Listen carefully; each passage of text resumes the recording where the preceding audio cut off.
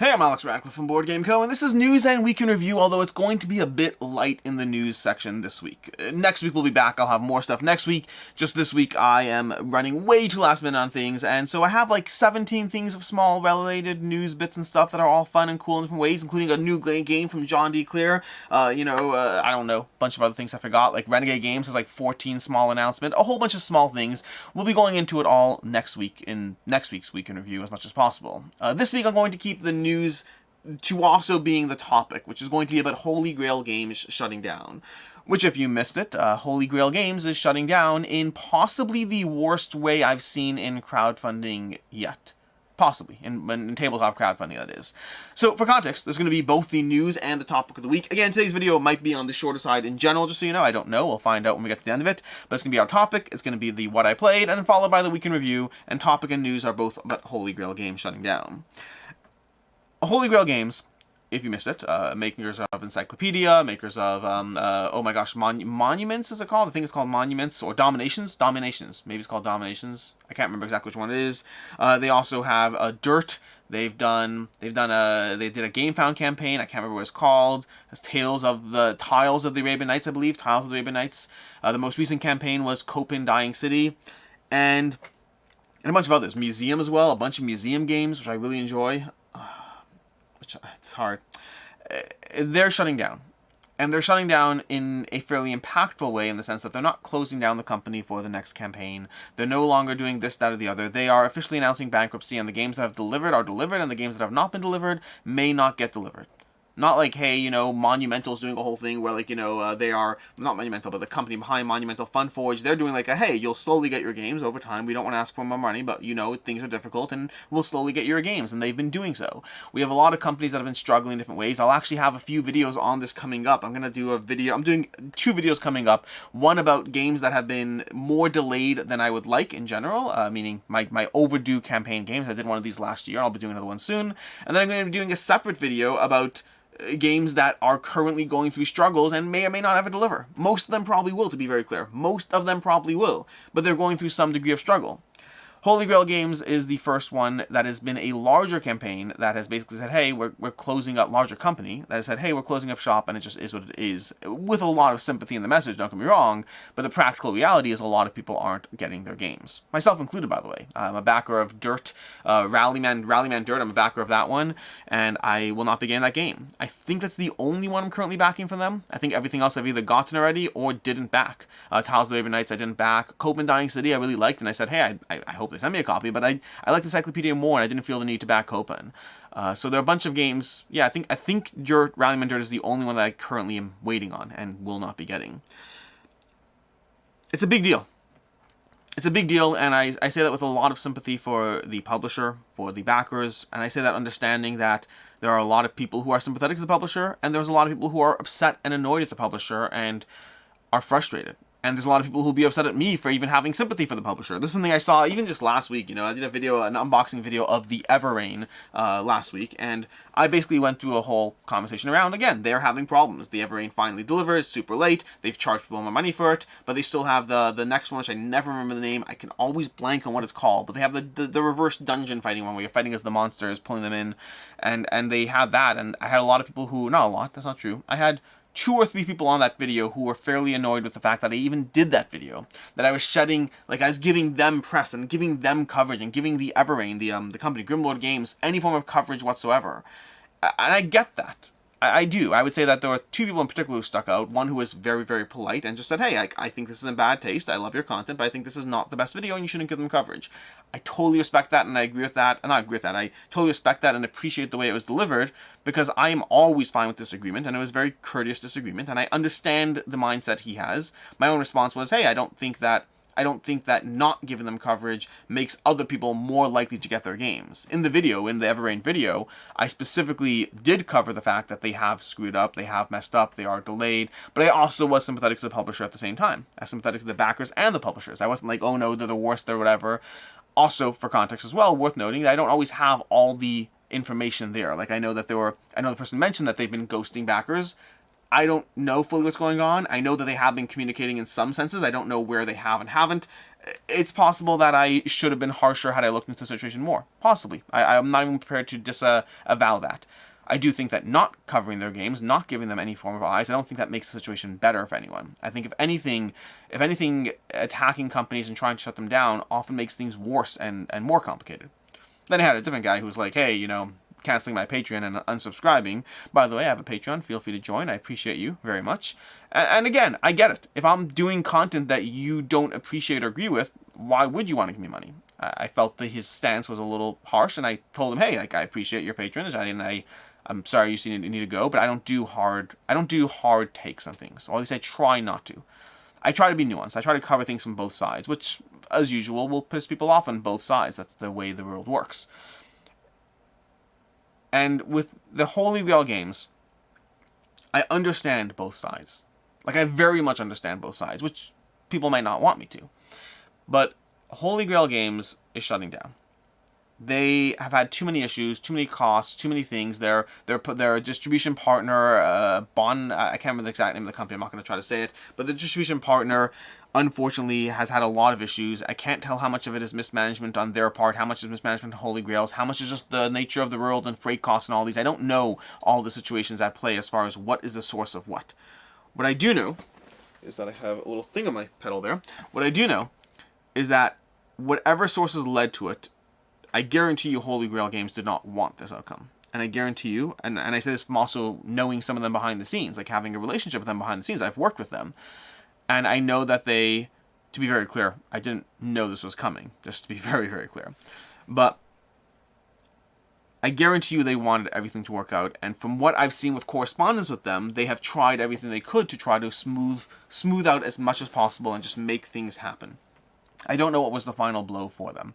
I don't know what prompted them to get to that eventual decision point of we have to close down the company, and it is what it is, and it's over, even though that means a lot of people won't get their games. And a lot of that has to do with the nature of the bankruptcy filing, and I say this taking their words at face value. I am not an expert on this, so full disclaimer there. But they talked a lot about the nature of bankruptcy proceedings in France and how strict they are and how they work, and ultimately some backers might get some stuff, but that it's very up to how they handle the bankruptcy process, and it's not their own decision to make. Which means, people have games that exist and are being printed, and they might be sold in order to generate, funds to pay off other people who didn't. It's messy and it's complicated and it sucks. And I say that as somebody who's backing one of their games, and I can't even imagine the pain and frustration of somebody who has 3 or 4 open pledges with them, and I can understand the frustration you might have towards them. I genuinely do. And I'm not even saying you shouldn't. I think anyone who's frustrated with Holy Grail games, by all means be frustrated. I think there's reasons to be frustrated, even as I understand what they did and why they did it. And I think the biggest source of frustration is the nature of communication. Why did they run Cope and Dying City, the last campaign, if this was happening? That's irresponsible. They shouldn't have. They should have communicated to backers the risks. They should have told people earlier. When they had delays, they should have talked about all the real concerns on the table. And I think that the problem is, the practical reality is that this falls into one of those categories where it's kind of self-fulfilling whatever way you do it. If you tell people you're struggling, if you tell people you're having issues, you take whatever chance you have of things going well and make them much worse. If you walk into your next campaign, Cope and Dying City, and you sit there and say, hey, by the way, just so you know, we're struggling and this campaign might be make it or break it for the company, then you're almost guaranteed to break it. And you might say, I don't care, I want that open, transparent communication. And I get that, I really do, and I don't even think you're wrong. But there's also people who are sitting there who back their games that they might want them to be able to succeed and do well, and that being completely transparent. Very often when you tell people, hey, there's a run on the bank, it causes a run on the bank. When you say there's a shortage on toilet paper, it causes a shortage on toilet paper. You have to be mindful of the difference between open communication, transparently updating people, and being as direct and clear as possible, versus the fact that sometimes that makes the problem worse. And I'm not saying that with answers. I'm not saying that I think that's ideal. I would say that I think ideally open communication should always be better. I also recognize that life is not always simple or easy that way. And it's complicated. This to me is one of the biggest hits in crowdfunding. Even with everything with Mythic Games going on. Mythic Games has stuff going on, but even that, I think that we've seen a lot of struggles and a lot of road bumps, and we're seeing those kinds of things in ways we haven't. This is new. This is unprecedented. I think it's just a cascading effect of everything going on with pandemic, with the nature of supply lines, with freight. I think it is all just, it took a system that didn't have room for give, and it forced the system. If you are holding as many pounds as you possibly can, that extra pound pushes you down. And I think that's what happened with a lot of companies in the past year and a half. And I think we'll still see it happen with more. Don't get me wrong, I think overall things are still good, things are still healthy. Most games, like this by the way, for me, Rallyman Dirt is officially the first game I will not see. The first game from all the games I've backed, this is officially the first one that I won't see. Could there be others? Possibly. I'm not even going to say there aren't. Again, I'm doing a video on like my oldest campaigns now that are out, that are overdue, and who knows what will happen. And I'm still optimistic, even though I'm doing a video about them, about how old they are. I'm optimistic about almost all of them. I'm pretty sure Rallyman Dirt is in that video, and I'm going to leave it in that video, although slightly talk about how things have changed. This is my first campaign that's not delivering. And I've been fortunate in that sense. And a lot of it is picking the right companies. A lot of it is picking the right games. I don't back things that seem riskier. I try to pick things that I think have a degree of backing behind them. But it doesn't mean that you won't have things go south. I have paid multiple extra shipping fees. That I've had to do. But as far as straight up losing a campaign, this is the first one. My heart goes out to everyone affected. From the person who lost $30 on tiles of the Arabian Nights. I don't know how much it cost, but it was a cheaper one if I recall correctly. To the people who lost their jobs at Holy Grail Games. I understand and acknowledge any form of frustration people have towards them. I do. For myself, I just have a lot of pain and sympathy for the people involved. In this company, in every company that's been struggling. There's a lot of people who are in this hobby because they love being here. There are a lot of people who chose this hobby because they wanted their passion to become their jobs. There's a lot of people who have created some fantastic games along the way. And it's sad to see anything go out like this. Ever. If you backed any other games, I'm sorry. Genuinely. It sucks. It really does. It's not fun to have to buy a game and not get it, and it's worse to buy a game and then not get it, and then feel that you can buy it again. There are copies of Rallyman Dirt available. You might be able to actually buy a copy if you spend your money again to get it. That's frustrating. I'm probably going to do it at some point because I want Rallyman Dirt, but I'll probably wait till I play a copy, because racing games honestly have been enjoyable, but haven't totally worked for me just yet. I'm sorry. And I'm sorry. I'm sorry for the situation. I'm also sorry for when I don't take hardline stances that I should. And I don't know when I should goes, or I would. I try to see things from both sides as much as possible. Sometimes that's a flaw. Sometimes giving... I don't think so here, or I wouldn't do it. But I think that sometimes trying to see things from both sides can be a flaw, can be a problem, and can mean that you give too much credence where you shouldn't give too much credence. And so I apologize for the past, the present, and the future where I draw the lines incorrectly. I think most of us are all just doing the best we can in every aspect of life. Doesn't mean you don't cause harm along the way. It just means that most of us are acting with thought and precision and trying to do the best we can. And sometimes people don't. And with that, Buzzkill, let's go ahead and move on to Week in Review. Week in Review, we're going to be talking about the games I've played. Although first, I'm going to be adding a new segment here every single week. A new segment, which is my 12x12. What time is it? I still have time. My 12x12 update challenge. Basically, 12x12 challenge update. Basically, I'm doing a 12x12 challenge, and I'll be doing an update every single week over here as to where I am in that challenge. Although it's going to fluctuate because my 12x12 is not 12 specific games. There are 12 target games and then a bunch of overflow games that I'm willing to include. They all have to hit the same criteria, which is they all have to be games that I wasn't anyways easily going to play 12 times. They have to be games that I'm intentionally doing for the challenge, even if they are games that I might rearrange to a degree. Like I have 12, I have like, I don't know, 20 plus games that I'm willing to consider, and they're all mentally available. So Basically, the numbers might shift and change as we go. But for right now, I'm currently in the challenge right now. We have Lost Ruins of Arnak, which I'm at 12 plays already. I still plan on playing it more, though, because I haven't dove into the solo campaign, which I want to do. And part of my challenge is the fact that I do want to experience the game in all its different forms and different approaches to that game system. But for right now, Lost Ruins of Arnak, 12 by 12 challenge, it's definitely, it's done. As far as I'm concerned, that's knocked out all 12 games. We have a Feast for Odin, also on the challenge list. I got 3 plays of that in already. We have 2 plays of Arena the Contest. That's diving into Tenaris Adventures Arena the Contest, and I hope to have more getting done shortly, but 2 plays of that. And then 3 for DEI, which is one of my overflow games. Again, I have like 15, 20 overflow games, and DEI has 3 plays already, which means if I count those so far, currently if we count those 4, 12 for Lost Ruins of Arnak, 3 for Feast for Odin, 3 for DEI, and 2 for Arena the Contest, I'm currently at 20 plays out of my 144 plays so far. In general, when I feel I've comprehensively covered a game, I will put out a review on that game. A dedicated, updated review on it. In the case of Lost Ruins of Arnak, that's not happening yet because, like I said already, I want to try all the modes and all the versions and variations therein.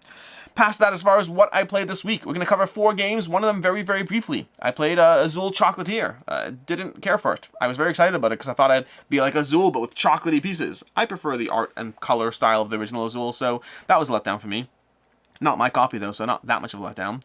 We have a Feast for Odin. Like I said already, 3 plays in already. I played it in the past. I played it, like, I think 3 or 4 times so far. So this is, like, technically makes 7 plays, but the 12 by 12 is for this year. But I've been diving into it. On Board Game Arena specifically, I'll be diving into it physically as well, because I want to play the Norwegians expansion, which I have physically, but not on Board Game Arena. But so far, Feast for Odin is amazing. It's incredible. Every game I played so far, I've improved my score every single time, trying different strategies. My first game, I dove into it trying the migration and raiding strategy, which is usually what I've done in the past. My second game, I was like, I want to try something new. That's part of the challenge. I want to try to explore things as much as possible. So my second game, I dove into heavily breeding lots of sheep and cattle, and focusing very heavily on trying to use that. Got an even better score. Was very happy with it. My third game, I dove into the longhouse strategy, basically getting the sheds and longhouses and trying to store extra goods in those sheds and longhouses, which was insane. I got the highest score I've ever gotten in a Feast mode, 101 points, which is not like a tremendously amazing score, but it's the highest score. It's the first time I broke 100 in the game, and I plan on continuing to dive into the game in a whole bunch of ways and opportunities and mixing strategies. There's a bunch of strategies I haven't even tried yet. I've never really gone heavy on trading up goods. I just haven't done that. I've done a lot of migration and other, I don't know. We're going to be diving into it a lot more. For right now, I'm appreciating just how much goes on in this game and how good it is. It is so good. Feast for Odin is tremendous. So yeah, that's one game there. We have Tenaris Adventures, Arena of the Contest. Loving it so far, because I mean, I'm diving into Tenaris Adventures for the first time. I've played Arena of the Contest in the past. So far, Tenaris is kind of, the first plays were kind of tutorial stuff, kind of walking you through it. As much as I love Tenaris and Arena, I thought the tutorial was messy, like very, very, very messy. Like I'm gonna have words about it later. We'll talk about that. I still love the game system. The problem is the tutorial is meant to be like you don't have to read the rule book to play this game, and it ends up being like, here's some story and now read a chapter. Here's rules. Here's some story and now read a chapter of rules. Here's some stories and read a chapter of rules. I think that the Godtear tutorial was actually messier than I would have liked and did not enable the experience to be as clean as I would like. But past that, still love the gameplay, still really enjoying the system. I'll be talking about it more as I dive into it, well, more. And then we have Ascension Tactics. Ascension Tactics is an interesting one. Played through that again. I have a review going up today on it. I already played it before. This is me diving into it again shortly before the review. And I like Ascension Tactics, and I like it a lot. It's a deck building skirmish, which I enjoy. But I did this review with Professor Meg, and towards the end of the review, she's like, would I play this over Ascension? And would she? And she's like, no, I'd rather play regular Ascension.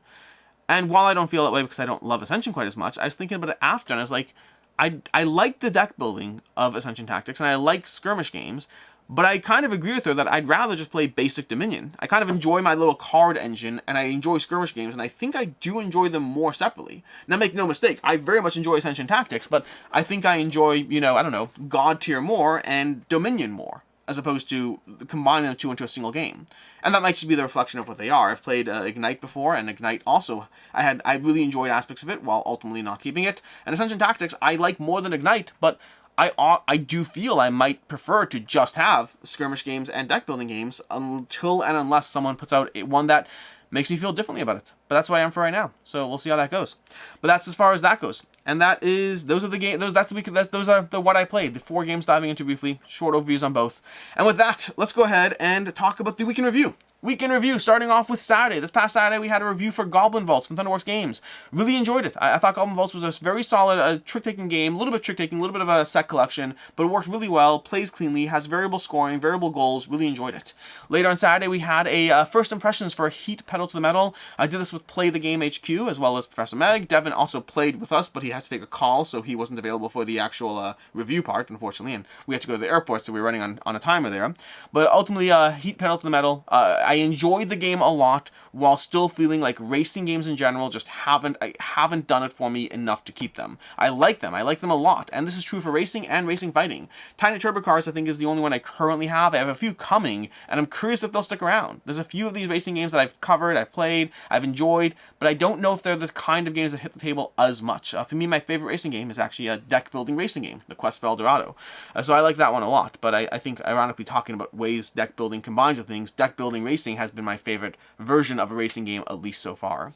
On Sunday, I had my 12 by 12 challenge. This is the video I kind of touched upon already. I'm doing a 12 by 12 challenge this year where I dive into 12 games 12 times, specifically 12 games that I wouldn't otherwise dive into and that aren't really a cakewalk. They have to be an actual accomplishment to do this over here. And they also have to be achievable, which means a lot of them are playable solo or online or both. To that end, 20 plays in already, although I probably was a bunch. I was already like 6 plays into Lost Ruins of Arnak by the time I filmed that video, but I've been diving into them. I'm kind of trying to like loosely touch each one while also picking one to focus on. So like right now I'm picking Feast for Odin to focus on to knock it out, while also trying to play Spirit Island and more Lost Ruins of Arnak and Terrace Adventures. So my goal is to kind of slowly ramp up all numbers while heavily diving into some, and that way I can actually, well, achieve this challenge, hopefully. Later on Sunday was a unboxing for the Everrain.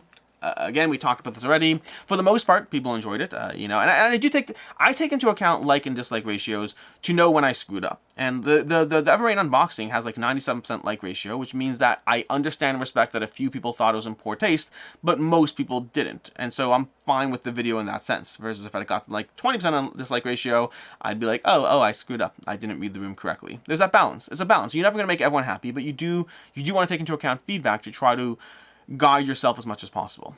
On Monday, we had 2 back and not to back, going through a bunch of games, bunch of campaigns. Nothing that like really captures my attention that much. I think I was being torn by Set a Watch, and I'm kind of still torn and interested in Set a Watch, so we'll see how that plays out. And then on Tuesday we have a few games going up. We had a horror game show preview done by Devin on the show. We're doing some preview content over on the channel. Preview content will all be done by Devin and or Meg. I think Devin primarily for right now though. And then that's going to be, we'll see how that goes. That's going to be paid content, so take them into account. These are paid previews. After we watch the video and make sure he said paid preview. Did I tag it correctly? I'm going to go watch that video again, because I really, oh my gosh, I need to make sure that's very clear. Now I'm panicking. I'm sorry, I didn't film the video, so I'm a little bit worried now. At the very least, I can tag it, but I want to make it very, very clear when I do paid content, and that is, okay, the preview, if I use the word preview, it's paid content, but I'm going to go check that video out and check the other, like, 6 that are coming up. All those I'll definitely tag, but still, I just want to be very, very clear. But the horror game show, Devin did a preview video for that, just going over the game. That launched on Kickstarter, you can check that out. Then later on Tuesday, we had a review for Blazon, Blazon, I think it's called Blazon, from 20th Century Games. Enjoyed that one. It's one of those scoring goals things. You have a bunch of goals you're trying to score as you emblazon your shield, your family's heraldry or whatnot. I enjoyed it while liking other games in the system more, including even Garden Bow from 20th Century Games. I enjoyed more. And then later on Tuesday, we had Godtear versus Super Fantasy Brawl. This is a play this, not that between those 2 game systems. I like Super Fantasy Brawl a lot. It's not going anywhere. But I think I like Godtear more. It's more intricate in terms of what it's doing, and it gave me a more fascinating puzzle as the way things combine, but it has a much higher entry point to actually get involved. You can spend $50 on Super Fantasy Brawl and enjoy it. You kind of have to spend, I think, $100 on Godtear to even really start off with enough content to really get the most out of the system. So there is that trade-off. Better system, more expensive entry point. Also, I like the miniatures of Super Fantasy Brawl more. So, lots of pros and cons to the video. Lots of pros and cons. I recommend checking it out. Then on Wednesday we had a video reboxing Terrace Adventures. This is my own video where I think I gave some people a hernia, and others were like, that's awesome, great, I'm so happy you showed me this. But it's me basically condensing the 17 boxes of Terrace Adventures down to 5 boxes. 5 boxes is still a lot, but it's better than 17, and I'm pretty sure I can get it down to 4 when I finally condense this and the other. But for right now, we're trying to keep it focused on Terrace and Arena. But yeah, this reboxing Terrace Adventures in case you want to check that out. And then later on Wednesday, we had a Terraforming Mars gameplay with myself, AP, and Devin going through Terraforming Mars 3-player with Prelude. There was no live video on Wednesday. Unfortunately, there's been less live content this week, but we'll, including saying streaming over on Camp Co-op and over here. But hopefully next week should be mostly back to normal as far as live content goes. That was Wednesday. Then Thursday. Thursday we had best 2021, best 15 games of 2021. Basically, I'm doing a bunch of these 2021 lists. I think I've done 2 already. There are 3 more coming up, 1 a week here and there as we go through it. But effectively, I covered a bunch of games that I thought were the best games I've played in 2021. Now that we've had a full year for things to settle and for me to play more games, I had Unsettled, Radlands, Gollum, a bunch of other games in there. Some really solid experiences that I'm very, very excited to continue to dive into. Unsettled's on my 12x12 challenge. I'm excited. I want to play it more. Anyways, that was Thursday. On Friday, we had Where Are They Now? Basically my regular review look back, where I take a look at the games I reviewed a year ago, talking about them, how they've held up, how I played them more, has my opinion changed, covering games like Vagrant Song, Lorenzo Magnifico, The Reckoner, Steel Slayer, just going into like how has my opinion changed or adjusted over time. In most cases, I haven't played them again, or my opinion hasn't changed, and in some cases, it's like, hey, this has left my collection, this one's gone up a notch. There is definitely some change as time goes on. Not a ton of it. Like, I'm wondering if, I don't know, I have to figure out, I like the Where Are They Now concept. It's inspired by the Dice Tower, the review look back series. I might try to find a better way to handle the system, because a lot of it comes down to like, hey, opinions haven't changed yet. And I want it to be more interesting. It's not a bad series. I want it to be more impactful. So we'll see. Maybe I'll adjust it at some point. Who knows? Anyways, that was Friday. Which brings us to today. Today we have the following. We have a review for Ascension Tactics, first impressions / review. You'll see why in the video. Basically, we've played it enough times, but there are more modes that we haven't gotten to play, so Ascension Tactics is going to be a review / first impressions. And then additionally, we have a review for Encounters Shattered Wastes. That's going to be a kind of Slay the Spire-esque cooperative game of taking down villains and whatnot. But yeah, Encounters Shattered Wastes. Check that out coming up later today. As far as next week, we have a few things. We're going to have my 2021 list this coming week is going to be 2021 games that have faded for me. These are basically games that have in some way faded for me. I'm pretty sure, and this is the fun part, I'm pretty sure one of the games that's in my best games of 2021 is also in my 2021 games that have faded. How does that make sense, you ask? Watch that video and you'll see. It does. It makes sense. It really does. It's cool, okay? A game could still be the best game in 2021 or amongst the best games while still having gone down a bit for me, and one of those games certainly has. Feel free to guess which one, or just wait till later this week and watch that. And additionally, I believe tomorrow I have a video going up of why I don't chase promo cards. You check it out. One of those topical videos. I don't do them as much as I used to, and I miss them whenever I don't. I like topical conversations. But anyways, we'll have that going up tomorrow. Hopefully. Maybe. Possibly. We'll see. And with that, that's going to be everything we have as far as all that, which brings us to the games on the table. As usual, these are the games I hope to be tabling over the next week. Well, there's always more than these, but these are some of them. We have Tenaris Adventures, which I hope to be diving into heavily tomorrow. This, like, my weekend plans are Tenaris Adventures, more Tenaris Adventures, followed by more Tenaris Adventures. Then we have Lost in Arnak, which I really want to dive into solo, like I mentioned already. I plan on pulling up the solo mode, seeing how that plays. I want to give it a shot. I've played it with, like, the expansions. I've played almost all the expansion characters, if not all of them. I've played on the various sides of the temples. The one way I have not played Arnak is solo, and I want to give that a shot, both regular Arnak solo, as well as Arnak with the expansion solo, as well as Arnak with the campaign solo, and I want to give those a shot so I can really talk cohesively about the experience I've had with Lost Ruins of Arnak. And then we have Spirit Island Jagged Earth. Again, more solo content. This is all focusing on 12x12 plus obligations. And then lastly, we have Wonderwoods, because I still need to cover all the games being sent to me in general, and this is going to be Wonderwoods from Blue Orange. So it's going to be a review copy at some point that I'll be diving into, because I need to make sure to get those out, even as I dive into the games that I know and love. In any case, until next time, I'm Alex Radcliffe from Board Game Co. Hope you enjoyed this video, and as always, I hope you have a good one.